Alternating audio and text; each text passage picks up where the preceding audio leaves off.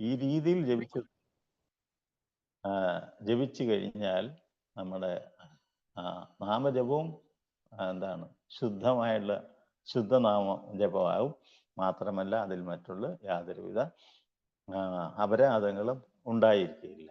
ഈ രീതിയിലായിരിക്കണം നമ്മൾ എന്താണ് ഹരേ കൃഷ്ണ മന്ത്രം ജപിക്കുന്നത്. കാരണം ഹരേ കൃഷ്ണ മന്ത്രം എന്ന് പറയുന്നത് നാമ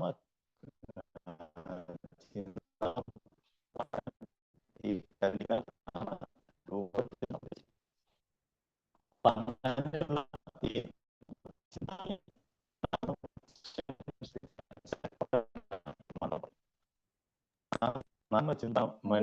വോയിസ് ബ്രേക്ക് ആവുന്നുണ്ടല്ലോ, വോയിസ് ഒരുപാട് ബ്രേക്ക് ആവുന്നു നടക്കുന്നുണ്ട്.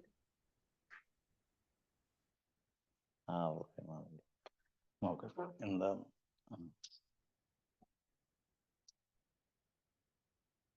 ഹരേ കൃഷ്ണ.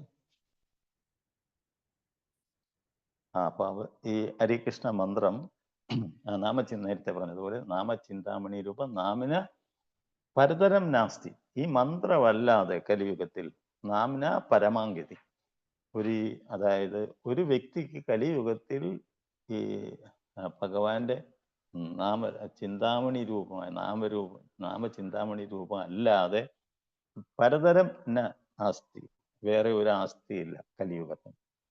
നാമിന പരമാംഗതി, ഒരു വ്യക്തിയുടെ ആത്മസാക്ഷാത്കാരത്തിന്റെ പരമാംഗതി എന്ന് പറഞ്ഞ, അല്ലെങ്കിൽ പരംഗതി എന്ന് പറയുന്നത് ഭഗവാന്റെ ഈ ഹരിനാമ ജപത്തിൽ കൂടിയാണ് സാധ്യമാകുന്നത്. അപ്പൊ അത് നമുക്ക് സാധ്യമാകണമെന്നുണ്ടെങ്കിൽ ആദ്യം പഞ്ചതത്വത്തിന്റെ ജയ ശ്രീകൃഷ്ണ ചൈതന്യ പ്രഭു നിത്യാനന്ദ, അതിന്റെ തുടക്കം എന്ന് പറഞ്ഞ ഭഗവാൻ ശ്രീകൃഷ്ണ ചൈതന്യന്റെയും അതുപോലെ തന്നെ പ്രഭു നിത്യാനന്ദന്റെയും കാരുണ്യത്തിന് വേണ്ടി തുടർന്നുള്ള പഞ്ചതത്വങ്ങൾ 3 പേരുടെയും ജയ ശ്രീകൃഷ്ണ ചൈതന്യ പ്രഭു നിത്യാനന്ദ ശ്രീ അദ്വൈത ഗദാധാര ശ്രീവാസതി ഗൗരഭക്തവൃന്ദ, അവരുടെയും കാരുണ്യം നമ്മൾ ചൊല്ലിയിട്ട് വേണം ഹരേ കൃഷ്ണ മന്ത്രം നമുക്ക് ജപിക്കാൻ. അപ്പൊ ആ രീതിയിൽ ജപിക്കുമ്പോൾ നമ്മളുടെ നാമജപം പരിപൂർണമാകും, പരിശുദ്ധമായിട്ടുള്ള. അന്നേരമാണ് ശരിക്കും ഭഗവാന്റെ ശബ്ദം വിശുദ്ധം വസുദേവ ശബ്ദിതം. ഭഗവാന്റെ ശബ്ദം അത്രയ്ക്ക് വിശുദ്ധമാണ്. പക്ഷെ അത് ഈ പറഞ്ഞ രീതിയിൽ നമ്മളത് അതാണ് ഇതിനകത്ത് പറഞ്ഞിരിക്കുന്നത്. ഭഗവാൻ ഗ്രന്ഥകർത്താവ് കൃഷ്ണന്റെയും ഗുരുവിന്റെയും ആജ്ഞകൾ സ്വീകരിക്കുന്നു എന്ന് പറയുന്നതാണ്. അപ്പൊ അവരുടെ പഞ്ചതത്വത്തിന്റെ ആജ്ഞകൾ നമ്മൾ സ്വീകരിച്ച് ഹരിനാമം ചൊല്ലുമ്പോൾ അത് പരിശുദ്ധ നാമജപമാവും. നാമ അപരാധമില്ലാതുള്ള നാമജപമാവും.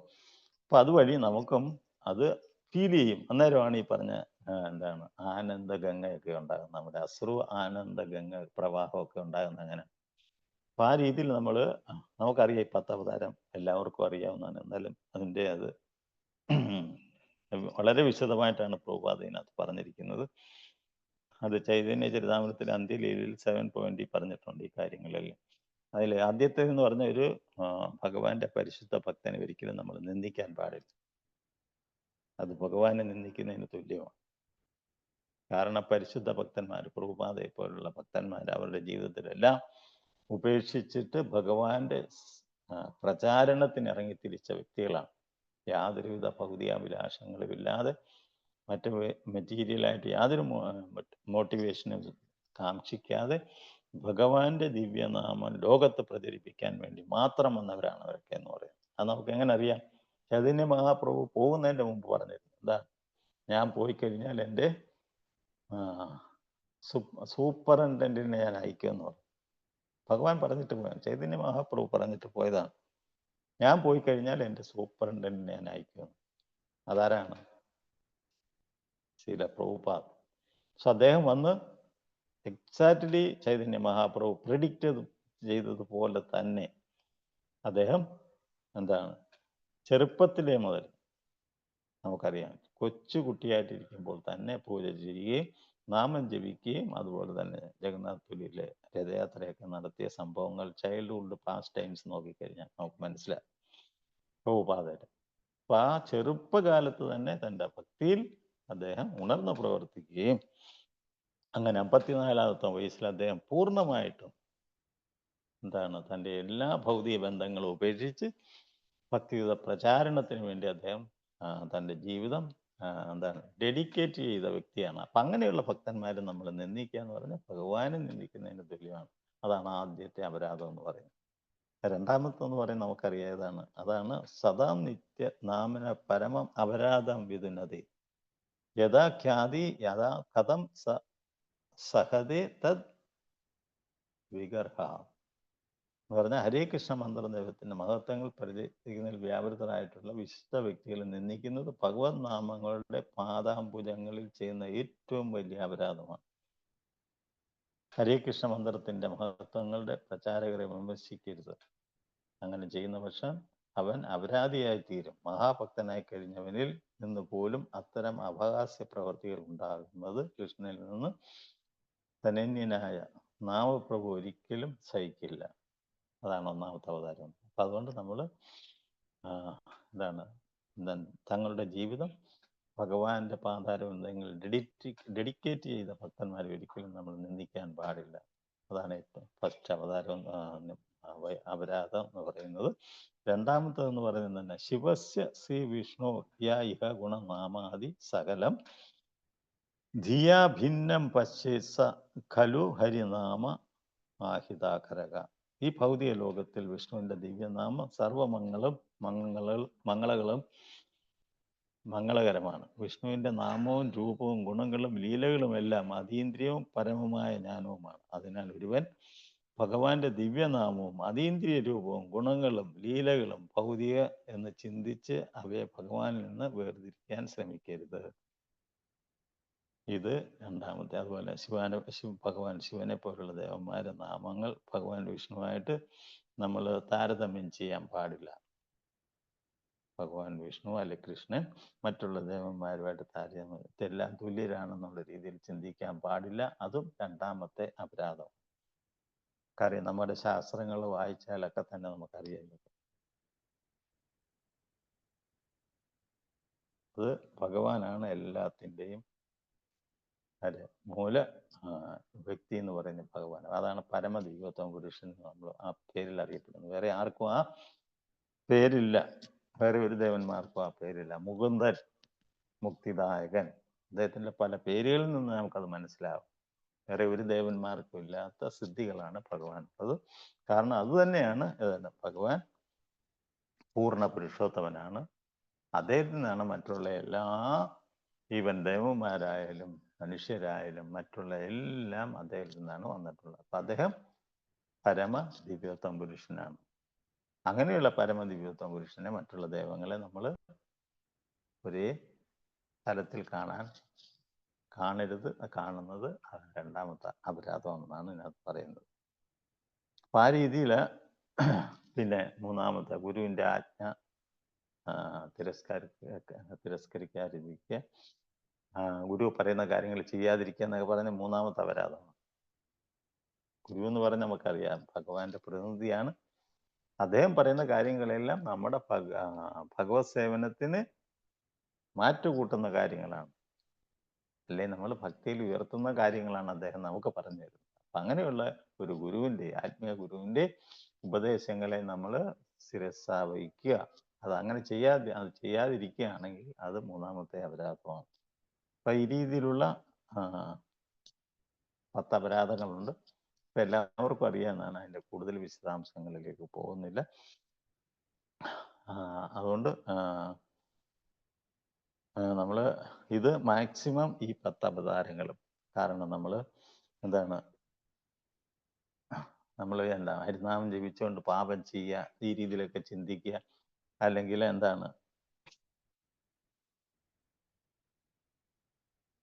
ഇതൊരു മതപരമായിട്ടുള്ള ആചാരമായിട്ട് കാണുക, അല്ലെങ്കിൽ ഇതൊരു ഭൗതിക നേട്ടത്തിന് വേണ്ടിയാണ് രീതിയിൽ കരുതുക. ഇങ്ങനെയുള്ള അനേകം ചിന്തകൾ മനസ്സിൽ വെച്ചുകൊണ്ട് നമ്മൾ ഹരിനാമം ജപിക്കുകയും ഭക്തിയുത സേവനം ചെയ്തു കഴിഞ്ഞാൽ ഒരിക്കലും നമുക്ക് ഭക്തിയിൽ അഡ്വാൻസ് ചെയ്യാൻ സാധ്യമല്ല. ഇത് നമ്മൾ ജനറലായിട്ട് എല്ലാവരും അറിയാം. എല്ലാം ഭക്തിയിൽ ഹരിനാമം ജപിക്കുന്ന എല്ലാ ഭക്തന്മാരും ഫോളോ ചെയ്യേണ്ട ബേസിക് റൂൾസ് ആണ് ഇതെന്ന് പറയുന്നത്. 9ാമത്തെന്ന് പറഞ്ഞ അപരാധം പ്രകാരം അശ്രദ്ധാനേന വിമുഖേ അപി അശൃണുതി യസ്പരോപദേശ ശിവനാമാപരാധ. ദിവ്യനാമത്തിന്റെ മഹിമകളെ അവിശ്വാസികളെ അവർക്ക് പറഞ്ഞു കൊടുക്കുക, അതും അപരാധമാണ്. ഈശ്വര വിശ്വാസം ഇല്ലാത്തവർക്ക് നമ്മൾ ഭഗവാന്റെ മഹത്വത്തെ പറ്റി പറഞ്ഞു കൊടുക്കാതിരിക്കുക, അല്ലെ അത് പറഞ്ഞു കൊടുക്കുന്നത് അപരാധമാണ്. അതുകൊണ്ട് പറഞ്ഞു കൊടുക്കാതിരിക്കുക. അതുപോലെ തന്നെ 10ാമത്തെന്ന് പറഞ്ഞാൽ എന്താണ്? ശ്രുതോപി നാമ മാഹാത്മ്യേ യാ പ്രതി രഹിതോ നരഹ അഹമാമാതി പരമോ നാംനി സോ അഭി അപരാധകൃത്. ഒരുവൻ ഭഗവാന്റെ ദിവ്യ മാഹാത്മ്യങ്ങൾ മനസ്സിലാക്കിയിട്ടും ഞാൻ ഈ ശരീരമാണ്, ഇതുമായി ബന്ധപ്പെട്ടതല്ല, എൻ്റേതാണ്, അഹം മമേതി എന്ന് ചിന്തിച്ചുകൊണ്ട് ഭൗതിക സങ്കല്പത്തിൽ തുടരുകയും ഹരേ കൃഷ്ണ മന്ത്ര ജപത്തിന് സ്നേഹോദരങ്ങൾ നൽകാതിരിക്കുകയും ചെയ്യുന്നതും അപരാധമാണ്. ഇതെല്ലാം കേട്ടിട്ട്, ഇതെല്ലാ തത്വങ്ങളും മനസ്സിലാക്കിയിട്ടും എന്താണ് വീണ്ടും ഭൗതിക സുഖത്തിൽ ഏർപ്പെടുക എന്ന് പറഞ്ഞാൽ അത് ഏറ്റവും വലിയ അപരാധമാണ്. ഇതെല്ലാം നമ്മൾ ഈ അപരാധങ്ങൾ നമ്മൾ ഒഴിവാക്കിയിട്ട് വേണം നമ്മൾ ഹരേ കൃഷ്ണ മന്ത്രം ചൊല്ലാൻ. അന്നേരമാണ് ശരിക്കുമുള്ള നമ്മൾ എന്താണ് ശുദ്ധമായിട്ടുള്ള നാമം, അന്നേരമാണ് നമ്മൾ ജപിക്കുന്നത്, അന്നേരമാണ് നമ്മളിൽ മാറ്റങ്ങളൊക്കെ ഉണ്ടാകുന്നത്. ശ്ലോകം 25.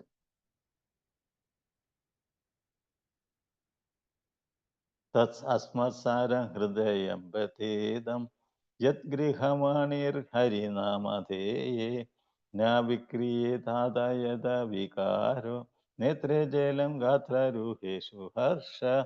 വർത്തന. ഹരേ കൃഷ്ണ മഹാമന്ത്രം ജപിക്കുമ്പോൾ ഒരുവന്റെ ഹൃദയത്തിൽ പരിവർത്തനവും കണ്ണുകളിൽ നിന്ന് അശ്രുപ്രവാഹവും ഉണ്ടാകുന്നില്ലെങ്കിൽ, ശരീരം വിറയ്ക്കുകയും രോമങ്ങൾ എഴുന്നേറ്റ് നിൽക്കുകയും ചെയ്യുന്നില്ലെങ്കിൽ അവന്റെ ഹൃദയം കാരിരുമ്പ് പോലെ കഠിനമാണെന്ന് മനസ്സിലാക്കണം. ഭഗവത് ദിവ്യനാമത്തിലുള്ള അപരാധം മൂലമാണിത്. അടുത്ത ശ്ലോകത്തിൽ പറയുന്നത്, അപ്പൊ നമ്മൾ ഹരിനാമ സങ്കീർത്തനം ചെയ്യുമ്പോൾ അപ്പൊ അദ്ദേഹത്തിന്റെ ഹൃദയത്തിൽ പരിവർത്തനം ഉണ്ടാകണം.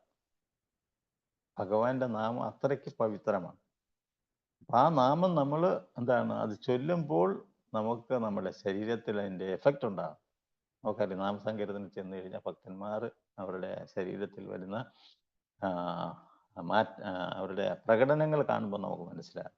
നമ്മൾ അവരെ അതിൽ ശരിക്കും മുഴുകിയാണ് ചെയ്യുന്നത് നമുക്ക് ബോധ്യപ്പെടും. അത് നമ്മൾ ഹരേ കൃഷ്ണ പ്രസ്ഥാന സങ്കീർത്തനത്തിൽ ചെന്ന് ഹരിനാമ സങ്കീർത്തനത്തിൽ ചെന്ന് കഴിഞ്ഞാൽ ഭക്തന്മാർ എത്ര ഉന്മാദത്തോടു കൂടിയാണ് സങ്കീർത്തനം ചെയ്യുന്നതെന്നുള്ളത് നമ്മൾ ഇപ്പം യൂട്യൂബിലൊക്കെ നമുക്ക് കാണാം.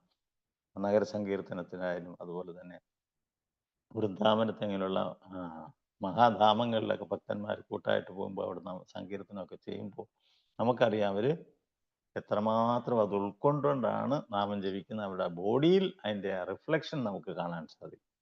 അതാണ് ശരിക്കുമുള്ള ഹൃദയത്തിൽ വരുന്ന മാറ്റമാണ്. അവരുടെ ഹൃദയം നാമം ഉൾക്കൊണ്ട് അതിൻ്റെ പ്രേമം ഭഗവാന്റെ പ്രേമ ഭക്തിയിലേക്ക് വരികയും അങ്ങനെ അവർ അതിൽ അവരുടെ ശരീരം അത് റിയാക്ട് ചെയ്യുകയും ചെയ്യുന്നതാണ് യഥാർത്ഥത്തിലുള്ള സങ്കീർത്തനം എന്ന് പറയുന്നത്. അത് നമ്മൾ ഹരിനാമ സങ്കീർത്തനം നമുക്ക് കാണാൻ സാധിക്കും. അത് ആ മാറ്റം ആരുടെ തനിയെ ഉണ്ടാകുന്നില്ലെങ്കിൽ, ഒരാളുടെ സ്വമേധയാ ഉണ്ടാകുന്നില്ലെങ്കിൽ എന്താണ് സംഭവിക്കുന്നത്? അവരുടെ ഹൃദയം കാരിരുമ്പ് പോലെയാണ്. കാരണം അവർ അപരാധം ചെയ്ത്, ഇതേതെങ്കിലും അപരാധം ചെയ്തുകൊണ്ടായിരിക്കും അവർ അതങ്ങനെ ചെയ്യുന്നത്. അപ്പൊ അതാണ് ഇതിനകത്ത് പറയുന്നത്. ശരിക്കും ഹരിനാമ സങ്കീർത്തനം കേൾക്കുമ്പോൾ നമ്മുടെ ഹൃദയത്തിൽ മാറ്റം ഉണ്ടാകും. മാത്രമല്ല അവരുടെ ശരീരത്തിൽ അത് പ്രകടമാവുകയും ചെയ്യും. അതാണ്. അപ്പൊ ശരിക്കുള്ള സങ്കീർത്തനത്തിൽ ഹരിനാമ സങ്കീർത്തനം കേൾക്കുമ്പോൾ നമ്മുടെ ശരീരത്തിൽ മാറ്റം ഉണ്ടാവും. അപ്പൊ നമ്മൾ ഇതിനകത്ത് വൃഷഭാനു മഹാരാജന്റെ കഥ എടുത്തു കഴിഞ്ഞാൽ, അപ്പൊ അദ്ദേഹം ഭാര്യയുടെ പേര് കീർത്തിത എന്ന്. അവർ വിവാഹം കഴിച്ചിട്ട് അതിന് കുറേ നാളായിട്ട് അവർക്ക് കുട്ടികളൊന്നും ഉണ്ടായില്ല. അദ്ദേഹം വൃന്ദാവനത്തിലെ യാവൽ എന്ന് പറഞ്ഞ സ്ഥലത്താണ് അവർ താമസിച്ചിരുന്നത്. ഇപ്പോഴും ചെന്ന് കഴിഞ്ഞാൽ അവർ താമസിച്ച വീടുകളും ആ സ്ഥലവും നദിയൊക്കെ, യമുന നദിയൊക്കെ അതിൻ്റെ തൊട്ടടുത്തൂടെയാണ് ഒഴുകുന്നത്. ആ സ്ഥലങ്ങളൊക്കെ നമുക്ക് കാണാം. വൃന്ദാവനത്തിൽ പോകുന്നവർക്കെല്ലാം അവിടെ പോകാറുണ്ട്. മാത്രമല്ല ആ സ്ഥലങ്ങളൊക്കെ നമുക്ക് കാണിച്ചു തരും. അപ്പൊ അങ്ങനെയുള്ള ഈ വൃഷഭാനു മഹാരാജ് അദ്ദേഹം രാജാവാണ്, കുട്ടികളില്ലാതെ വളരെ വിവാഹം കഴിഞ്ഞിട്ടും കുറേ നാളായിട്ടും കുട്ടികളൊന്നും ഇല്ലാതെ അങ്ങനെ വളരെ വ്യസനിച്ച് യമുനാ തീരത്ത് എന്നും പോയിരുന്നുകൊണ്ട് ഭഗവാൻ പ്രാർത്ഥിക്കുമായിരുന്നു.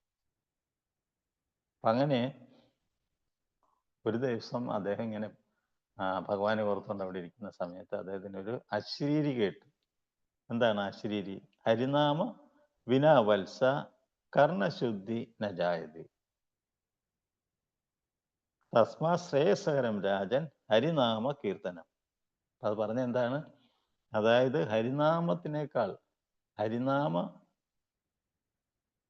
കീർത്തന വിന ഹരിനാമ വിനാ വത്സ, അതായത് ഹരിനാമം ഇല്ലാതെ കർണശുദ്ധി നജായതി, അതായത് ഒരാളുടെ കർണങ്ങളിൽ കൂടി ഹരിനാമം ചൊല്ലി ആ ശബ്ദം, ആ അതീന്ദ്രിയ നാദസ്പന്ദം ഒരാളുടെ കർണങ്ങളിൽ കൂടി കടന്നു പോകാത്തിടത്തോളം കാലം ആ കർണം ശുദ്ധമാകത്തില്ല എന്നാണ് പറയുന്നത്. തസ്മാ ശ്രേയസകരം രാജൻ. അതുകൊണ്ട് ഈ വത്സ എന്ത് ചെയ്യണം? ഹരിനാമ കീർത്തനം, ഈ ഹരിനാമ കീർത്തനം ചെയ്യുക. ഗ്രഹണ ഹരിനാമന, അത് ചൊല്ലി അത് നീ കേൾക്കുക, ഗ്രഹിക്കുക. ഓരോ വാക്കും ഓരോ സിലബിളും നീ അത് ചൊല്ലി ശ്രവിക്കുക. അത് എങ്ങനെയാണ്? യഥാ ക്രമ വിനീന്ദദാസ്, ആ ശരിയായ പ്രോപ്പർ വേയിൽ നീ അത് ഓരോ സിലബിളും ചൊല്ലി അത് കേൾക്കുമ്പോൾ എന്താണ്? നിന്റെ ഏറ്റവും ശ്രേയസ്സായിട്ടുള്ള കാര്യങ്ങൾ സംഭവിക്കും.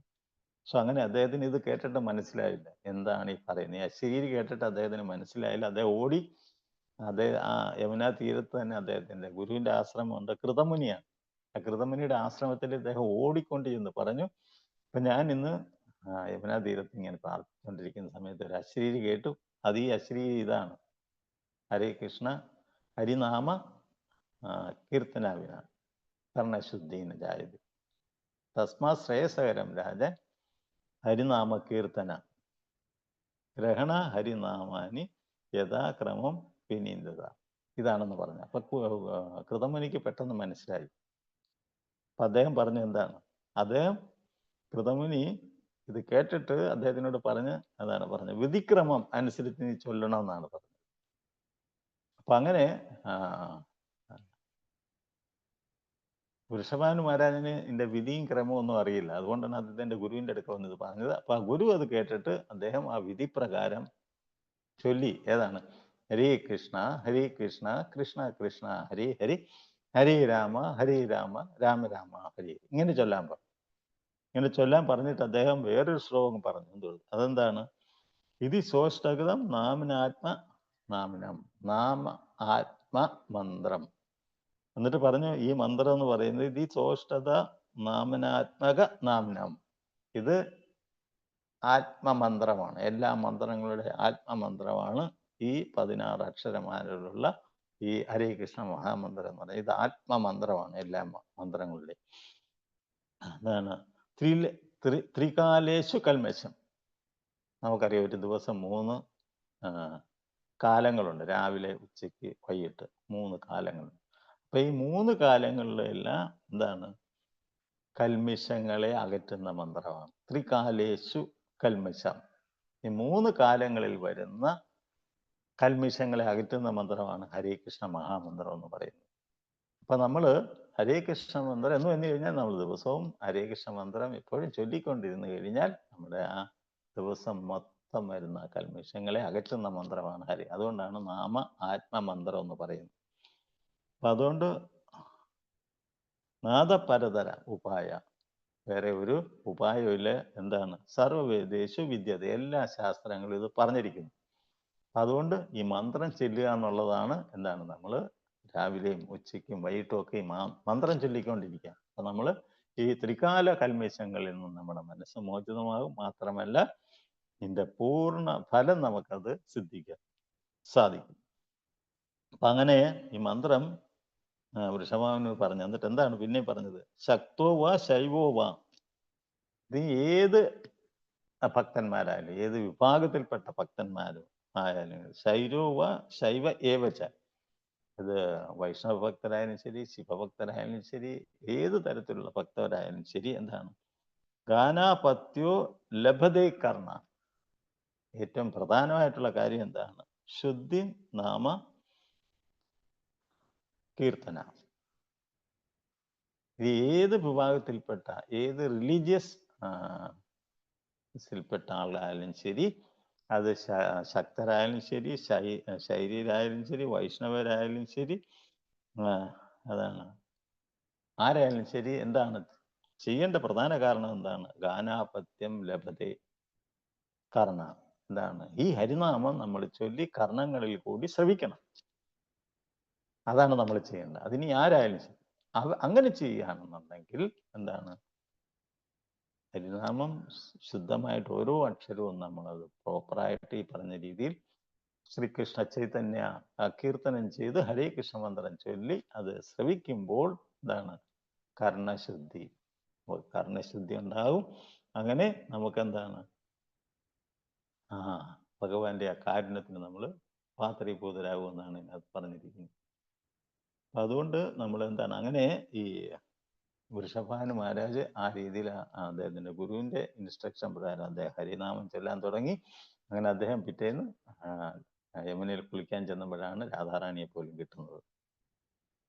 ആ രീതിയിൽ പൂർണ്ണ ശുദ്ധിയോടുകൂടി ഹരിനാമം ചൊല്ലിയപ്പോഴാണ് നമുക്കറിയാം ഹരി എന്ന് പറയുന്ന ആ രാധാറാണി പോലും ഈ ഭൗതിക ലോകത്തിൽ പ്രത്യക്ഷപ്പെട്ടത് വൃഷഭാനു മഹാരാജ് അദ്ദേഹത്തിന്റെ ഗംഗാനദിയുടെ തീരത്തിരുന്നുകൊണ്ട് ഭഗവാന്റെ നാമം ശുദ്ധിയോടും ഭക്തിയോടും കൂടി ചൊല്ലിയപ്പോഴാണ് രാധാറാണി പോലും ഈ ഭൗതിക ലോകത്തിലേക്ക് വന്നത്. അതാണ് അതിന്റെ റിസൾട്ട് എന്ന് പറയുന്നത്. അപ്പൊ നമ്മൾ ഭഗവാന്റെ നാമം എത്രമാത്രം ശുദ്ധിയോടും ഭക്തിയോടും കൂടി നമ്മൾ ചൊല്ലി ശ്രവിക്കുന്നു. അപ്പൊ നമ്മുടെ ആദ്യം എന്താണ്? നമ്മള് പ്രവിഷ്ട കർണരേന്ദ്രൻ. അതാദ്യം പ്രവേശിക്കുന്ന എവിടെ നിന്നാണ്? കർണങ്ങളിൽ കൂടിയാണ്. കർണങ്ങളിൽ കൂടി അത് ആ കർണശുദ്ധി അവിടെ വരുന്നു. ആ ശുദ്ധി അതായത് മനസ്സിലേക്ക് പോകുന്നു, മനഃശുദ്ധി ഉണ്ടാകുന്നു. മനസ്സിൽ നിന്നും അത് ഹൃദയത്തിലേക്ക് പോകുന്നു, അവിടെ ഹൃദയശുദ്ധി ഉണ്ടാകുന്നു. അങ്ങനെയാണ് ശരിക്കും നമ്മുടെ ശരിക്കും ഭഗവാന്റെ നാമത്തിന്റെ അതിൻ്റെ പൂർണ്ണ സിദ്ധി നമുക്ക് കിട്ടുന്നത് ആ രീതിയിൽ നമ്മൾ ചൊല്ലുമ്പോഴാണ്. അപ്പം അതിനൊക്കെ നിഷ്ഠകളുണ്ട്. നമുക്കറിയാം മാലയിൽ ജപിക്കണം. കാരണം മാലയെന്ന് പറയുന്നത് ഒരു ദേവിയാണ്. തൊമ്മാലേ സർവദേഹിന. അങ്ങനെയുള്ള മാല എന്ന് പറയുന്ന ഒരു ദേവിയാണ്. നമുക്കറിയാം 33 കോടി ദൈവഗണങ്ങളാണ് നമുക്കുള്ളത്. അവർക്കെല്ലാം ഓരോ എന്താണ് അവരുടെയൊക്കെ കാരുണ്യം നമുക്ക് കിട്ടുകയാണ്. ഇതിൽ മാലാദേവി എന്ന് പറയുന്നത് ഒരു ദേവിയാണ്. അപ്പൊ മാലയെ ചൊല്ലുമ്പോൾ മാലാദേവിയുടെ കാരുണ്യമാണ്. അതാണ് ത്വംമാലേ സർവദേഹിന സർവസിദ്ധി പ്രതിമതേ. അപ്പൊ നമ്മൾ ഹരിനാമം ഭഗവാന്റെ മാലയിൽ ചെല്ലുമ്പോഴാണ് നമുക്ക് ആ സർവസിദ്ധി, ആ ഫുൾ 100% റിസൾട്ട് നമുക്കത് കിട്ടുന്നത്. തത്വമാലയെ നമസ്തുത. അതുകൊണ്ടാണ് മാല എടുക്കുമ്പോൾ നമ്മൾ ശുദ്ധിയായി വന്ന് മാല എടുത്ത് ജപിക്കുന്നതിന് മുമ്പായി ആ മാലയിൽ നമ്മൾ ജപിക്കുമ്പോൾ എന്താണ്, ആ മാലയൊന്ന് നമസ്കരിച്ചിട്ട് വേണം നമ്മളത് ചൊല്ലാൻ. കാരണം എന്താണ്, മാലയും ഒരു ദേവിയാണ്. അപ്പൊ ആ ദേവിയുടെയും കാരുണ്യമാണ് നമുക്ക് കിട്ടുന്നത്. അപ്പൊ ആദ്യം നമ്മൾ ശ്രീ ചൈതന്യ പ്രഭു നിത്യാനന്ദ ആ മന്ത്രം ചൊല്ലിയിട്ട്, ആ ഗുരുമന്ത്രമാണ്. അത് കഴിഞ്ഞ ശേഷം നമ്മൾ ഈ മാലയൊന്ന് നമസ്കരിച്ച് ഹരേ കൃഷ്ണ മന്ത്രം ചൊല്ലുമ്പോൾ അവിഘ്നം കുരുമാലയത്വം. നമ്മൾ മാല ജപിക്കുമ്പോൾ വരുന്ന എല്ലാ വിഘ്നങ്ങളും മാറും. നമുക്കറിയാം പല ആൾക്കാരും ജപിക്കാൻ ഉറക്കം വരുന്നവരുണ്ട്, ഇല്ലേ? അങ്ങനെ ആ രീതിയിൽ പല വിഘ്നങ്ങളും വരുന്നുണ്ട്. അപ്പൊ അവിഘ്നം കുരുമാലയത്വം. അപ്പൊ നമ്മൾ ഹരേ കൃഷ്ണ മന്ത്രം ഹരിനാമ ജപേശു, ഹരിനാമം ജപിക്കാൻ വേണ്ടി നമ്മൾ മാലയെടുത്ത് ഭഗവാന്റെ ഈ രീതിയിൽ നമ്മൾ ജപിക്കാൻ തുടങ്ങുമ്പോൾ ആദ്യം ശ്രീകൃഷ്ണ ചൈതന്യ പ്രഭു നിത്യാനന്ദ ശ്രീ അദ്വൈത കൃതധാര ശ്രീവാസതി ഗൗര ഭക്തവൃന്ദ അങ്ങനെ ചൊല്ലി മാലയൊന്ന് നമസ്കരിച്ചിട്ട് നമ്മൾ നാമം ചെല്ലാൻ തുടങ്ങുമ്പോൾ എന്താണ്, ശ്രീ രാധാകൃഷ്ണയോർ ദാസ. നമുക്ക് സ്വയം ബോധ്യപ്പെടും എന്താണ്, എന്തിനാണ് നമ്മൾ ജപിക്കുന്നത്? ശ്രീ രാധയുടെയും കൃഷ്ണന്റെയും ദാസനാകാൻ വേണ്ടിയിട്ടാണ് എന്നുള്ള മനോഭാവം.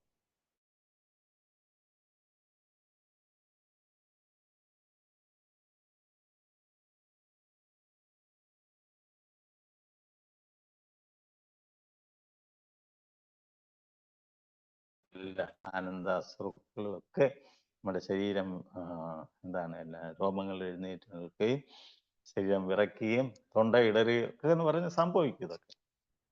കാരണം ചൈതന്യ മഹാപ്രഭു എത്ര പ്രാവശ്യം ജഗന്നാഥ് പുരിയിൽ രഥയാത്ര നടത്തുമ്പോൾ ഇതെല്ലാം നമ്മൾ കാണുന്നു. അത് എത്രയോ ഉയരത്തിൽ എന്താണ് നാമകീർത്തനം ചെയ്തു, കൈകൾ ഉയർത്തി ആകാശത്തേക്ക് ഉയർന്നിട്ട് അതേ ഫോഴ്സിൽ തന്നെ അദ്ദേഹം താഴേക്ക് വീഴുകയും ചെയ്തിട്ടുണ്ട്. എന്നിട്ട് വീണ്ടും അദ്ദേഹം എഴുന്നേറ്റ് നാമകീർത്തനം ചെയ്തു. അത് നമുക്ക് ആർക്കും അങ്ങനെ ചെയ്യാനോ ഇമാജിൻ ചെയ്യാനോ സാധ്യമല്ല. പക്ഷെ മഹാപ്രഭു അങ്ങനെ ചെയ്യുമായിരുന്നു. കാരണം എന്താണ്, അത്രമാത്രം അതിൽ ഭഗവാൻ ചൈതന്യ മഹാപ്രഭു ആ മന്ത്രം അത് ആ രീതിയിലാണ് നമുക്ക് കാട്ടിത്തരുന്നതാണ്. ഈ രീതിയിലാണ് ഹരേ കൃഷ്ണ മന്ത്രം നമ്മൾ ജപിക്കുമ്പോൾ, നാമസങ്കീർത്തനം ചെയ്യുമ്പോൾ ഇതെല്ലാം സംഭവിക്കുന്നത് നമുക്ക് കാട്ടിത്തരുന്നതാണ്. അത് കണ്ട് ഭഗവാൻ ജഗന്നാഥ് പോലും നോക്കി നിൽക്കുമായിരുന്നു. രഥയാത്ര സമയത്ത് ചൈതന്യ മഹാപ്രഭു കീർത്തനം ചെയ്യുമ്പോൾ ജഗന്നാഥ് അവിടെ നിൽക്കുമായിരുന്നു. ഭഗവാന്റെ നൃത്തം കാണാൻ ഭഗവാൻ തന്നെ അത് ദൃക്സാക്ഷിയായിട്ട് നിൽക്കുമായിരുന്നു. അങ്ങനെ ഭഗവാൻ എന്ത് ചെയ്തു? ഭഗവാൻ ചൈതന്യ മഹാപ്രഭു ചെന്ന് വീണ്ടും രഥത്തിന്റെ പിറകിൽ നിന്നുകൊണ്ട് തന്റെ തല കൊണ്ട് പുഷ് ചെയ്യുമ്പോഴാണ് വീണ്ടും ജഗന്നാഥ് മുന്നോട്ട് വരുന്നത്.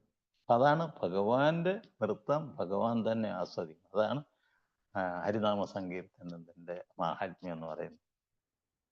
അത് നിങ്ങൾ ചൈതന്യ ചരിതാമൃതത്തിൽ നിന്ന് വായിക്കുമ്പോൾ നിങ്ങൾക്കത് മനസ്സിലാകും. കാരണം ചൈതന്യ മഹാപ്രഭു 7 സങ്കീർത്തൻ പാർട്ടിയാണ് രഥയാത്രയ്ക്ക് വേണ്ടി അറേഞ്ച് ചെയ്യുന്നത്. അത് മൃദംഗം, കരത്താല, ഈ പറഞ്ഞ എല്ലാ ഇൻസ്ട്രുമെന്റുമായിട്ടാണ്. 7 സങ്കീർത്തന പാർട്ടികളാണ്.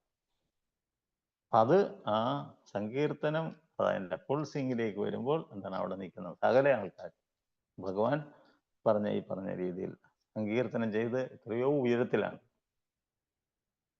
അദ്ദേഹം അതിൻ്റെ സങ്കീർത്തനം ചെയ്ത് അതേ ആ ഒരു ഇതിൽ ചില പരിചര എന്താണ് നമ്മൾ പറയത്തില്ല, പരിസര ബോധമില്ലാതാണ് അദ്ദേഹം നൃത്തം ചെയ്യുന്നത്. അതൊക്കെ കാണാൻ തന്നെ എത്രയോ ലക്ഷക്കണക്കിന് ഭക്തന്മാരാണ് ചൈതന്യ മഹാപ്രഭുവിന്റെ സങ്കീർത്തനം ഈ അദ്ദേഹത്തിന്റെ ഈ എന്താണ് നൃത്തം കാണാൻ വരുന്നത്. നേരത്തെ പറഞ്ഞു. അപ്പൊ അത് ഭഗവാൻ പോലും നോക്കി മറിഞ്ഞു പോകും. ഭഗവാൻ തന്നെ ജഗന്നാഥ് പോലും മറന്നു പോകും. അങ്ങനെ ഇത് കണ്ട് എങ്ങനെ ഭഗവാൻ പോലും അവിടെ നിന്ന് നിർനിമേഷനായി നോക്കി നിൽക്കുമെന്നാണ് പറയുന്നത്. അതാണ് ചൈതന്യ മഹാപ്രഭുവിന്റെ നാമസങ്കീർത്തനത്തിന്റെ മാഹാത്മ്യം എന്ന് പറയുന്നത്. ഇതൊക്കെ നമ്മൾ കുറച്ച് കാലങ്ങൾക്ക്, ഒരു 550 വർഷങ്ങൾക്ക് മുമ്പ് നടന്ന കാര്യങ്ങളാണ്. അപ്പൊ അതുകൊണ്ട് നമ്മൾ ആ രീതിയിൽ ആ കൃഷ്ണ നാമം ചൊല്ലി പ്രോപ്പറായിട്ട് ചൊല്ലുമ്പോഴാണ് ഇതെല്ലാം സംഭവിക്കുന്നതെന്നാണ് ഇതിനകത്ത് പറയുന്നത്. ശ്ലോകം 26.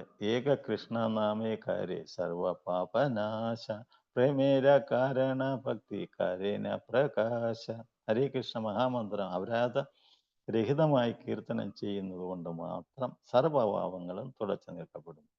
അപ്രകാരം ഭഗവത് പ്രേമത്തിന് കാരണമാകുന്ന പരിശുദ്ധമായ ഭക്തി സേവനം പ്രകടമാകുന്നു. അപ്പൊ ഈ ഭഗവാന്റെ ഈ ദിവ്യനാമം നമ്മൾ ഈ എന്താണ് ഒരു ഗുരുവിൽ നമ്മളൊരു അങ്ങനെയുള്ളൊരു പ്രോപ്പറായിട്ട് ഗുരുവിനെ കണ്ടെത്തി അദ്ദേഹത്തിന് ശരണാഗതി പ്രാപിച്ച് അദ്ദേഹത്തിന്റെ ഇൻസ്ട്രക്ഷൻ പ്രകാരം ആ മന്ത്രം ചൊല്ലി ആ മന്ത്രം നമ്മൾ ജപിക്കുമ്പോഴാണ് ഇതെല്ലാം സംഭവിക്കുന്നത്. അദ്ദേഹം യജ്ഞം ചെയ്താണ് മന്ത്രം നമുക്ക് പുതിയ പേരുമായിട്ടാണ് നമുക്ക് ഈ നാമം ജപിച്ച് മാല തരുന്നത്. ആ യജ്ഞത്തിൽ സമർപ്പിച്ച മാല ആ ഗുരു ചൊല്ലിയിട്ടാണ് നമുക്ക് ആ മന്ത്രം തരുന്നത്. ആ മാലയിൽ നമ്മൾ ചൊല്ലുമ്പോഴാണ് ശരിക്കും ഈ മാറ്റങ്ങളൊക്കെ സംഭവിക്കുന്നത്. നമ്മൾ നേരത്തെ പറഞ്ഞ പ്രോപ്പറായ രീതിയിൽ ഇത് ചൊല്ലുമ്പോൾ ഈ പറഞ്ഞ മാറ്റങ്ങൾ എല്ലാവരിലും സംഭവിക്കുന്നത്. അതുകൊണ്ടാണ് ഇന്ന് ലോകത്ത് നമുക്കറിയാം, അമേരിക്ക പോലുള്ള രാജ്യത്ത് പോലും ഇന്ന് സങ്കീർത്തന പ്രസ്ഥാനം ഇത്രമാത്രം പ്രശംസ പിടിച്ചു പറ്റിയ വേറെ ഒരു ലോകത്ത് വേറെ ഒരു പ്രവൃത്തിയില്ലെന്നുള്ളതാണ്. അമേരിക്കയിലൊക്കെ മെയിൻ സിറ്റീസിലൊക്കെ ഹരേ കൃഷ്ണ ടെമ്പിൾസ് ഉണ്ട്. മാത്രമല്ല മെയിൻ സിറ്റീസിലെല്ലാം ഹരിനാമ കീർത്തനവും ഉണ്ട്, നഗര സങ്കീർത്തനം. അത് കണ്ടിട്ട് എത്രയോ ആൾക്കാരാണ് ഇതിലൊക്കെ നോക്കി നിൽക്കുന്നതും അവരുടെ ആ സപ്പോർട്ട്. ഇതൊക്കെ എന്താണ് ഹരിനാമത്തിന്റെ ശക്തി കൊണ്ടാണ്. അപ്പൊ ഇതിനകത്ത് ഇന്നത്തെ ഈ ശ്ലോകത്തിൽ എന്താണ് പറയുന്നത്? ഹരേ കൃഷ്ണ മഹാമന്ത്ര അപരാധരഹിതമായി കീർത്തനം ചെയ്യുന്നത് കൊണ്ട് മാത്രം സർവ പാപം തുടച്ചു നീക്കപ്പെടുന്നു. അപ്പൊ അങ്ങനെ നാമ ആഭാസമില്ലാതെ ശുദ്ധനാമ രീതിയിൽ നമ്മൾ ജപിക്കുമ്പോൾ നമ്മുടെ എല്ലാ പാപങ്ങളും എന്താണ് പാപനിർഹരണേ ഹരി. ഭഗവാൻ ഹരിയുടെ കാരുണ്യം കൊണ്ട് പാപങ്ങളിൽ നമ്മൾ എന്താണ് ആ പാപവിമുക്തരാകും നമ്മൾ. അതാണ് ഹരേ കൃഷ്ണ മന്ത്രത്തിന്റെ ശക്തി എന്ന് പറയുന്നത്. അങ്ങനെ നമ്മൾ പരിശുദ്ധമായി നാമം ജപിക്കുമ്പോൾ നമുക്ക് പരിശുദ്ധ ഭക്തി സേവനവും നമ്മളിൽ പ്രകടമാണ്. ഭഗവാനെ സേവിക്കാൻ മനസ്സുണ്ടാകും, നാമരുചി ഉണ്ടാകുന്നു. മാത്രമല്ല എന്താണ് ഭഗവത് സേവന രുചിയും നമുക്കുണ്ടാകും. അതാണ് ഹരേ കൃഷ്ണ മന്ത്രത്തിന്റെ ശക്തി എന്ന് പറയുന്നത്. അപ്പൊ അതന്നെ ഭഗവത്ഗീതയിൽ ഒരു ശ്ലോകം പ്രഭാതതിനകത്ത് പറഞ്ഞു, തേശാൻ തൊന്തകഥം പാപം ജന്നാം പുണ്യകർമ്മണം തേ ദ്വന്ദ് മോഹനിർമുക്ത ഭജന്തേ മാം ദൃഢാവൃത. മുജ്ജന്മത്തിലും ഈ ജന്മത്തിലും പുണ്യപ്രവർത്തികൾ ചെയ്തിട്ടുള്ളവർ അവരുടെ പാപഫലങ്ങൾ നിർമ്മാർജ്ജനം ചെയ്ത് ദ്വന്ദ് വ്യാമോഹങ്ങളിൽ നിന്ന് മുക്തരാകുകയും അപ്രകാരം ദൃഢനിശ്ചയത്തോടെ എൻ്റെ സേവനത്തിൽ മുഴുകുകയും ചെയ്യുന്നു. അപ്പൊ ഈ ജന്മത്തിലും കഴിഞ്ഞ ജന്മത്തിലും പുണ്യകർമ്മങ്ങൾ ചെയ്ത് അങ്ങനെയുള്ളവരാണ് കൃഷ്ണാഭോഗത്തിലേക്ക് വരുന്നത്. കാരണം എന്താണ്? അവരുടെ ഭഗവാന്റെ നാമം ചൊല്ലി അവരുടെ പാപങ്ങളിൽ നിന്ന് അവർ മുക്തരാകും. തേ ദ്വന്ദ് നിർമുക്ത, എല്ലാ ദ്വന്ദ്ങ്ങളിൽ നിന്നും അവർ മുക്തരായി ഇതാണ് ദൃഢനിശ്ചയത്തോടെ ഒരു വ്യക്തിഗത സേവനത്തിൽ ഇൻവോൾവ് ആകും. അതാണ് ഇപ്പൊ നടക്കുന്നത്. അപ്പൊ ആ രീതിയിൽ നമ്മൾ ഭഗവാന്റെ, നമുക്കറിയാം ശ്രീമദ് ഭാഗവത്തിലെ ഏറ്റവും അവസാനത്തെ ശ്ലോകത്തിന്റെ തൊട്ടു മുമ്പിലുള്ള ശ്ലോകത്തിൽ ഇത് തന്നെയാണ്. എന്താണ് പറയുന്നത്? നാമസങ്കീർത്തനം യത്ത് സർവപാപ പ്രണാശനം. ഭഗവാന്റെ ദിവ്യനാമം നമ്മൾ ഒരുമിച്ച് ഇരുന്ന് അത് കീർത്തനം ചെയ്യുമ്പോൾ അതിനാണ് നമ്മൾ കോൺഗ്രിഗേഷണൽ ചാൻറ്റിങ് എന്ന് പറയുന്നത്. ഭക്തന്മാർ ഒരുമിച്ചിരുന്ന് ഭഗവാന്റെ ദിവ്യനാമം ജപിക്കുമ്പോൾ എന്താണ്? സർവപാപ പ്രണാശനം, എല്ലാ പാപങ്ങളും നശിക്കുന്നു. പ്രണാമോ ദുഃഖശമനം. നമ്മുടെ പാപങ്ങൾ നശിക്കുമ്പോഴാണ് നമുക്ക് ദുഃഖശമനം ഉണ്ടാകുന്നത്. പാപങ്ങളാണ് നമ്മുടെ ദുഃഖങ്ങളായിട്ട് വരുന്നത്. ആ പാപം നശിക്കുമ്പോഴാണ് ദുഃഖശമനം അല്ലെങ്കിൽ നമുക്ക് സന്തോഷത്തിന്റെ തുടക്കം വരും. പ്രണാമോ ദുഃഖശമനം ശ്രീമദ് ഭാഗവതത്തിൽ വളരെ വ്യക്തമായിട്ട് പറയും. നാമസങ്കീർത്തനം യത്ത് സർവപാപ പ്രണാശം പ്രണാമോ ദുഃഖശമനം. അതിനുശേഷം നമുക്ക് ദുഃഖശമനം, നമ്മുടെ പാപങ്ങൾ നശിക്കുന്നു. അതിനുശേഷം ദുഃഖശമനം ഉണ്ടാകും. ത്വന്നാമാമി ഹരിപരം. ഇതാണ് ഭഗവാൻ ഹരിയുടെ നാമത്തിന്റെ മഹത്വം എന്ന് പറയുന്നത്. ആ രീതിയിൽ നമ്മൾ പ്രോപ്പറായി അതിനുള്ള കാര്യങ്ങളാണ് നമ്മൾ തൊട്ടു മുമ്പിലുള്ള ശ്ലോകങ്ങളിൽ മനസ്സിലായത്. എപ്പോഴും നമ്മൾ നാമം ചെല്ലുമ്പോൾ ശ്രീകൃഷ്ണ ചൈതന്യ ആ പഞ്ചതത്വത്തിന്റെ കാരുണ്യം യാചിച്ചുകൊണ്ട് വേണം നാമസങ്കീർത്തനം ചെയ്യാൻ. മാത്രമല്ല നമ്മൾ ചൊല്ലുമ്പോൾ എപ്പോഴും ഏതാണ് മാലയിലായിരിക്കണം ഭഗവാന്റെ നാമം ചൊല്ലും. അപ്പൊ ആ രീതിയിൽ നമ്മൾ ചൊല്ലുമ്പോൾ നമ്മൾ വളരെ പെട്ടെന്ന് തന്നെ എന്താണ് അപരാധ വിനയായുള്ള അതിലെ ശുദ്ധനാമം നമ്മൾ അന്നേരമാണ് ശരിക്കും ജപിക്കാൻ തുടങ്ങുന്നത്. അപ്പൊ അതുകൊണ്ട് നമ്മൾ ഭഗവാന്റെ കീർത്തന ഏവ കൃഷ്ണസ്യ മുക്ത സംഘപരം. അത് ശ്രീമദ് ഭാഗവത്തിൽ ഇത് 12-ാമത്തെ അധ്യായത്തിലെ 3-ാമത്തെ അധ്യായത്തിലെ 51-ാമത്തെ ശ്ലോകത്തിലും പറയുന്നു. ഏതാണ്? എന്താണ്? അതായത് കലികാലത്തിൽ എന്താണ്? നമ്മൾ എവിടെ നോക്കിയാലും എന്താണ്? പാവങ്ങളാണ് കാണുന്നത്, അല്ലേ? കലേനിധി ദോഷേ രാജൻ അഷ്ടിഹേതോ മഹാഗുണ കീർത്തന ഏവ കൃഷ്ണസ്യ മുക്തസംഘ പരമ്പര. അവിടെയും അവിടെ സുഖദേവ ഗോസ്വാമി മഹാരാജ് പരീക്ഷത്തിന് പറഞ്ഞു കൊടുക്കുകയാണ്. കലികാലം എന്ന് പറഞ്ഞാൽ അദ്ദേഹം പറഞ്ഞത് കലികാലം നല്ല സുന്ദരകാലമൊന്നും അല്ല, ഇത് എന്താണ്? ഈ എവിടെ നോക്കിയാലും ദോഷങ്ങളുടെ കാലം. കലേനിധി ദോഷേരാൻ അഷ്ടികേതോ മഹാഗുണം. കലികാലം എന്ന ദോഷങ്ങളുടെ നിധിയാണ്, അങ്ങനെയുള്ള കാലമാണ്. പക്ഷേ എന്താണ്? ഒരു മഹാഗുണമുണ്ട്. ഏതാണ്? കീർത്തന ഏവ കൃഷ്ണസ്യ മുഖ്യ സംഘാപന. പക്ഷെ ആരാണോ ഈ ഹരേ കൃഷ്ണ മന്ത്രം ഈ ശുദ്ധിയോടും ഭക്തിയോടും കൂടി ജപിച്ചത് ശ്രവിക്കുന്നത്, കർണങ്ങളിൽ കൂടി അത് കേൾക്കുന്നത്, അവരുടെ എന്താണ് കർണത്തിനും മനസ്സിനും അതായത് ഹൃദയത്തിനും ഒക്കെ ശുദ്ധി വരും. അവർക്ക് ശരിക്കും ആ നാമത്തിന്റെ അത് പൂർണ്ണമായിട്ട് അവർക്ക് ആസ്വദിക്കാൻ സാധിക്കും. അതാണ് ഇതിനകത്ത് ശ്രീമദ് ഭാഗവത്തിലെ വേറൊരു ശ്ലോകത്തിൽ പ്രഭുപാദ് അതിനകത്ത് പറഞ്ഞിരിക്കുന്നത്. അപ്പോൾ ഒരുവൻ എപ്പോഴും ഭഗവാന്റെ ദിവ്യനാമം നമ്മൾ ചൊല്ലണം. എപ്പോഴും നമ്മൾ അതാണ്. അതുകൊണ്ട് നമ്മൾ എന്താണ് മുകുന്ദ മാലസ്തോത്രം എഴുതിയ, അതായത് ആഴവാർ കുലശേഖര ആഴവാർ പറഞ്ഞിരിക്കുന്നതാണ് ജപ ജപ കൃഷ്ണനാമം സദൈവ ജന്മസാഫല്യ മന്ത്രം. അദ്ദേഹം പറഞ്ഞ അതാണ്. വേറൊരു തരത്തിൽ പറഞ്ഞ അദ്ദേഹം പറഞ്ഞ ഇത് തന്നെയാണ്. എന്താ പറഞ്ഞിരിക്കുന്നത്? ശത്രു ചേതേക മന്ത്രം. ഹരേ കൃഷ്ണ മന്ത്രം ജപിക്കുന്നവരുടെ മനസ്സിൽ ശത്രുത ഉണ്ടാവില്ല. അല്ലെങ്കിൽ ശത്രു ചേതേക മന്ത്രം, ഹരേ കൃഷ്ണ മന്ത്രം ചൊല്ലി ശ്രവിക്കുന്ന മാത്രയിൽ തന്നെ നമ്മുടെ മനസ്സിലുള്ള എല്ലാ ശത്രുതയും അകന്നു പോകുന്നു. മാത്രമല്ല എന്താണ്, സർവവേദ ഉപനിഷത്ത് വാക്യസമ്പൂജ്യ മന്ത്രം. മാത്രമല്ല എല്ലാ വേദ സാഹിത്യങ്ങളിലും വേദഗ്രന്ഥങ്ങളിലും ഈ ഹരിനാമത്തിന്റെ മഹത്വത്തെ പറ്റിയാണ് പറയുന്നത്. നിങ്ങൾ നോക്കുക, ഭഗവത്ഗീതയിൽ ഭഗവാൻ പറയുന്നത് സതതം കീർത്തയന്തോമാ യദന്തസ്യ ദൃഢാവൃത നമസ്യന്തച്ച മാം ഭക്തിയ നിത്യയുക്ത. ഇത് രാജവിദ്യയിലാണ് പറയുന്നത്. 9-ാമത്തെ അധ്യായത്തിൽ 14-ാമത്തെ ശ്ലോകത്തിൽ ഭഗവാൻ തന്നെ അർജുനോട് പറയുന്നതാണ്. സതതം കീർത്തയന്തോമ, നീ എപ്പോഴും എൻ്റെ നാമം ആലപിക്കുക. എങ്ങനെ? യദന്തസ്യ ദൃഢാവൃത, ദൃഢനിശ്ചയത്തോട്. അത് ഭഗവത്ഗീതയിൽ പറയുന്നു. ശ്രീമദ് ഭാഗവത്തിൽ അനേക ശ്ലോകങ്ങൾ ഇത് പറയുന്നു. ഭഗവാന്റെ നാമത്തിന്റെ മഹത്വം പല ഭക്തന്മാരും ഇതേറ്റ് പറയുന്നു. മാത്രമല്ല ഇത് കലിസന്ധാവിനുപനിഷത്ത്, അതുപോലെ തന്നെ എന്താണ് വായുപുരാണം, അഗ്നിപുരാണം, പത്മപുരാണം, അതുപോലെ തന്നെ നാരദീയ പുരാണം, ഇതിലൊക്കെ ഇത് ഹരിനാമത്തിന്റെ മഹത്വത്തെ പറ്റിയാണ് പറയുന്നത്. മാത്രമല്ല പൂന്താനത്തിനെ പോലുള്ള ഭക്തന്മാർ പോലും ഇതേറ്റ് പറഞ്ഞിരുന്നത്. യുഗം നാലിലും നല്ലതു കലിയുഗം, സുഖമേ എന്താണ് ഭഗവത് ഭക്തി പ്രാപിക്കുവാൻ. ഏത്? കൃഷ്ണ മുകുന്ദ ജനാർദ്ദനായി. ഭഗവാൻ കൃഷ്ണ എന്നുള്ള ഈ പേര് ചൊല്ലിയാൽ മതി. നമുക്ക് ഈ 4 യുഗത്തിൽ ഏറ്റവും നല്ല യുഗമാണ് കലിയുഗം. കാരണം ഈ കലിയുഗത്തിൽ നമുക്ക് ഭഗവാന്റെ നാമം ചൊല്ലിയാൽ തന്നെ നമുക്ക് ആത്മസാക്ഷാത്കാരം സാധിക്കുമെന്നാണ് പൂന്താനം പോലും പറഞ്ഞത്.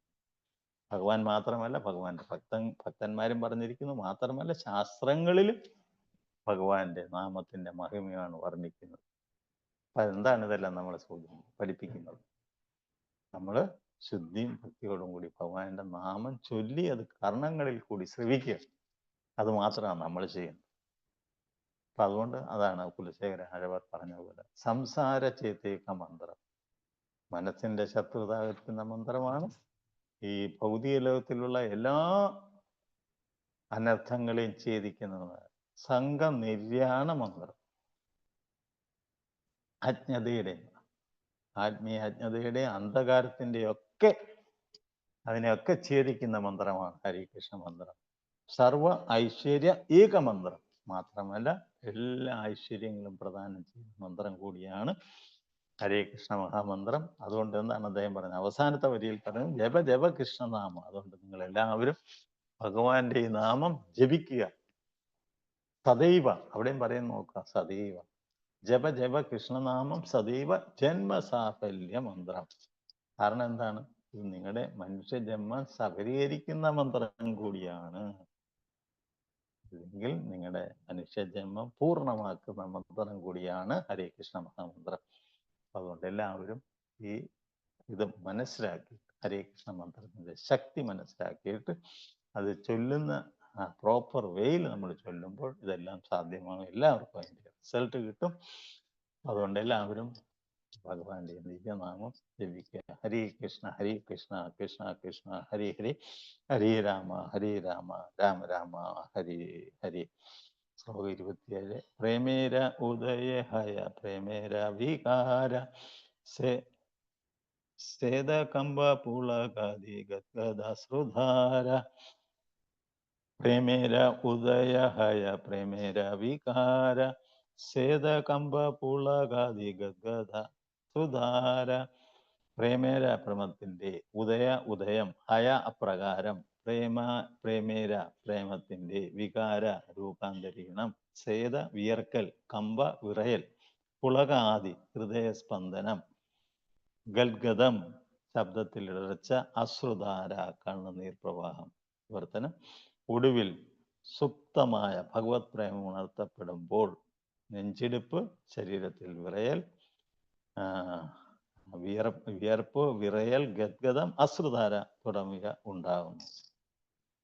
ഭാവാർത്ഥത്തിൽ പറയുന്നത്, ഒരുവൻ യഥാർത്ഥത്തിൽ ഭഗവത് പ്രേമത്തിൽ സ്ഥിതി ചെയ്യുമ്പോൾ സ്വാഭാവികമായും ഈ ശാരീരിക പരിമാണങ്ങൾ പ്രത്യക്ഷമാകും. ഇതേ നമുക്ക് സങ്കീർത്തന യജ്ഞത്തിൽ നമുക്കിത് കാണാൻ പറ്റുന്നതാണ്. ഓരോ ഭക്തന്മാരും എത്രമാത്രം അതിനകത്ത് ഇൻവോൾവ് ആകുമെന്ന് നമുക്കത് മനസ്സിലാക്കാൻ സാധിക്കും. അവ കൃത്യമായി അനുകരിക്കരുത്. ഭൗതിക ആസക്തിയാണ് നമ്മുടെ രോഗം. ആത്മീയ ജീവിതത്തിൽ പുരോഗമിക്കുമ്പോഴും നാം ഭൗതികമായ അംഗീകാരം കാക്ഷിക്കുന്നു. ഒരുവൻ ഈ രോഗത്തിൽ നിന്ന് മുക്തനാകണം. പരിശുദ്ധമായ ഭക്തി, അന്യ അഭിലാഷിത ശൂന്യം അതായിരിക്കണം. ഭൗതിക അതിൽ ഒന്നിനോടും ആസക്തി ഇല്ലാത്തതാവണം. ഉന്നത ഭക്തന്മാർ ശാരീരികമായ അനവധി മാറ്റങ്ങൾ പ്രകടമാക്കുന്നു. അവ ആത്മീയ ഹർഷത്തിന്റെ ലക്ഷണങ്ങളാണ്. പക്ഷെ പൊതുജനങ്ങളിൽ നിന്ന് തുച്ഛമായ ആരാധന നേടുന്നതിന് വേണ്ടി ഒരുവൻ അവരെ അനുകരിക്കും. ഒരുവൻ യഥാർത്ഥത്തിൽ ഉന്നത തലത്തിലെത്തുമ്പോൾ ഹർഷോന്മാദത്താൽ ലക്ഷണങ്ങൾ സ്വാഭാവികമായും പ്രത്യക്ഷമാവെ അനുകരിക്കേണ്ട ആവശ്യമില്ല. ഈ ശ്ലോകത്തിൽ പറയുന്നത്, നമ്മൾ ആ രീതിയിൽ പരിശുദ്ധ നാമസങ്കീർത്തനം ചെയ്യുമ്പോൾ നമ്മുടെ ശരീരത്തിൽ പറഞ്ഞ ഈ മുകളിൽ പറഞ്ഞ ആ വികാരങ്ങൾ പ്രകടമാകും. അത് തനിയെ വരും, അത് തനിയെ ഉണ്ടാകും. അതുകൊണ്ട് നമ്മൾ ആരെയും കണ്ടത് അനുകരിക്കരുത്, നമ്മൾ ഇമിറ്റേറ്റ് ചെയ്യരുത്. ഇതെന്താണ്? അത് ആസ്വദിക്കുക വേണ്ട. നമ്മൾ പ്രോപ്പറായിട്ട് വേണ്ടി അത് ചൊല്ലി നമ്മൾ ആസ്വദിക്കുക വേണ്ട. അത് സ്വാഭാവികമായും എല്ലാവരിലും പ്രകടമാകും. ആരൊക്കെ ഈ രീതിയിൽ പ്രോപ്പറായിട്ട് കീർത്തനം ചെയ്യുന്നു അവരിലെല്ലാം ഈ പറഞ്ഞിട്ടുള്ള വികാരങ്ങൾ പ്രകടമാകും. അപ്പം അതുകൊണ്ട് നമ്മൾ ആരെയും അനുകരിക്കാൻ പാടില്ല, ആസ്വദിക്കുകയാണ് ചെയ്യേണ്ടത്. ഹരേ കൃഷ്ണ. ഈ സമയം ഞാൻ അതുകൊണ്ട് ഇവിടെ ഉപസംഹരിക്കുകയാണ്. ആർക്കെങ്കിലും എന്തെങ്കിലും സംശയം ഉണ്ടെങ്കിൽ ചോദിക്കാം. ഹരേ കൃഷ്ണ. ശ്ലോകം 27 ലാസ്റ്റ് എടുത്തത്. ഹരേ Krishna.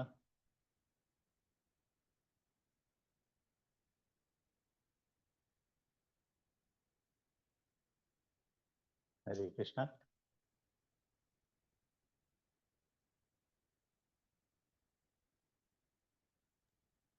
Hare Krishna. Thank you so much, Prabhu.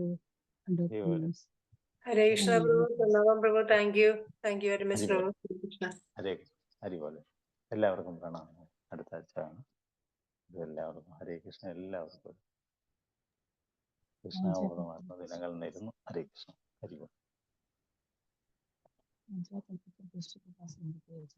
Hare Krishna. Thank you, Prabhu. Close it, Prabhu. Off ചെയ്തോളൂ. Hare Krishna. Thank you, Prabhu. Hare Krishna.